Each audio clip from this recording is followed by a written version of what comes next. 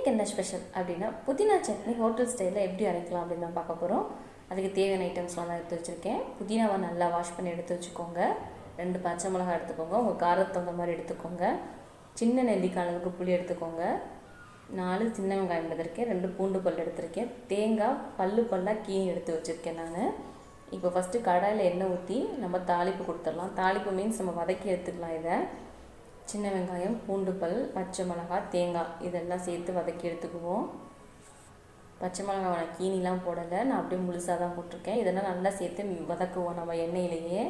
அப்போ தான் புளிலாம் பார்த்திங்க அப்படின்னா சக்கையாக இல்லாமல் நல்லா அரைப்பட்டுரும். அதுக்காக தான் வதக்கிறது. இந்த மாதிரி நம்ம வதக்கி எடுத்துக்கலாம்.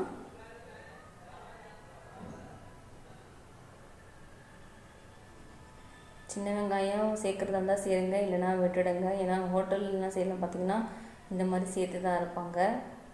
இப்போ தேங்காவை ஆட் பண்ணிக்கலாம். நம்ம தேங்காவையும் நல்லா சேர்த்து அரைச்சிக்கோங்க. தேங்காய் கம்மியாக சேருங்க, தேங்காய் அதிகமாக சேர்த்திங்க அப்படின்னா டேஸ்ட் கொஞ்சம் மாறிடும். ஸோ அதனால தான் ஒரு மாதிரி தேங்காய் சட்னி சாப்பிட்ற மாதிரி இருக்கும். ஸோ அதுக்காக இப்போ புதினாவை ஆட் பண்ணிக்கலாம்.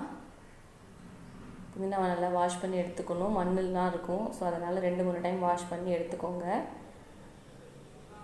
நம்ம இந்த சட்னி ஃப்ரெஷ் புதினாவில் செஞ்சோம் அப்படின்னா ரொம்ப சூப்பராக இருக்கும். நம்ம ஸ்டோர் பண்ணி வச்சுட்டு செஞ்சோன்னா அதோட டேஸ்ட் மாறி போயிடும். ஸோ அதனால் ஃப்ரெஷ்ஷாக வாங்கிட்டு வந்து செஞ்சிங்க அப்படின்னா, புதினா சட்னி செய்யணும் அப்படின்னா ஃப்ரெஷ்ஷாக வாங்கிட்டு வந்து செய்யுங்க. ரொம்ப சூப்பரான டேஸ்ட் கிடைக்கும். அந்த கலரும் மாறாது நமக்கு. இப்போ நீங்கள் வதக்கும் போதே நல்லா ஸ்லோ ஃப்ளேமில் வச்சு வதக்கிட்டு வந்தீங்க அப்படின்னா அந்த கலர் மாறாமல் அந்த நல்ல ஒரு க்ரீன் கலரில் நமக்கு சட்னி கிடைக்கும். இந்த மாதிரி வதக்கிக்குவோம். இப்போ பார்த்திங்க அப்படின்னா நல்லா வதங்கிடுச்சு புதினாலாம். இப்போ இதை நம்ம ஆஃப் பண்ணிடலாம். ஆஃப் பண்ணிவிட்டு நல்லா ஆற வச்சதுக்கப்புறம் நம்ம மிக்சியில் அரைச்சி எடுத்துக்கலாம். இது நல்லா கொஞ்சம் நேரம் ஆறணும். இப்போ பார்த்திங்கன்னா நல்லா ஆறிடுச்சு, ரூம் டெம்பரேச்சருக்கு வந்துடுச்சு. இந்த டைமிங்கில் நம்ம மிக்சி ஜாரில் போட்டு நம்ம அரைச்சி எடுத்துடலாம். மிக்சி ஜாரில் போட்டு நான் உப்பு தேவையான அளவுக்கு சேர்த்துக்கிறேன். இதை நான் அரைச்சிட்டு உங்களுக்கு காட்டுறேன்.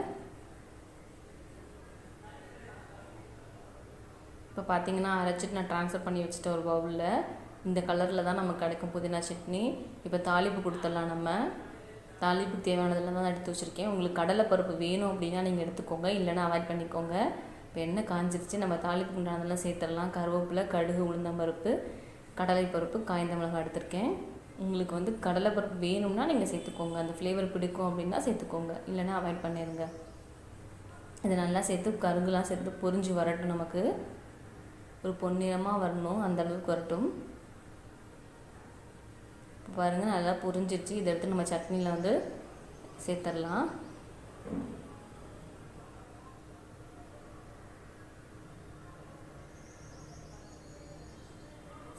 சட்னியில் சேர்த்துட்டு நல்லா மிக்ஸ் பண்ணி விடுங்க.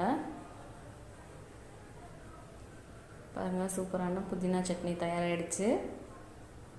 இந்த சட்னி நீங்கள் வீட்டில் ட்ரை பண்ணி பாருங்கள், ரொம்ப டேஸ்ட்டாக இருக்கும். இட்லி, தோசைக்கெலாம் செஞ்சு சாப்பிட்டோம்னா செம்மையாக இருக்கும். இந்த வீடியோ பிடிச்சிருந்துச்சு அப்படின்னா லைக் பண்ணுங்கள், ஷேர் பண்ணுங்கள், கமெண்ட் பண்ணுங்கள். மறக்காமல் என்னோடய சேனலை நீங்கள் சப்ஸ்கிரைப் பண்ணுங்கள்.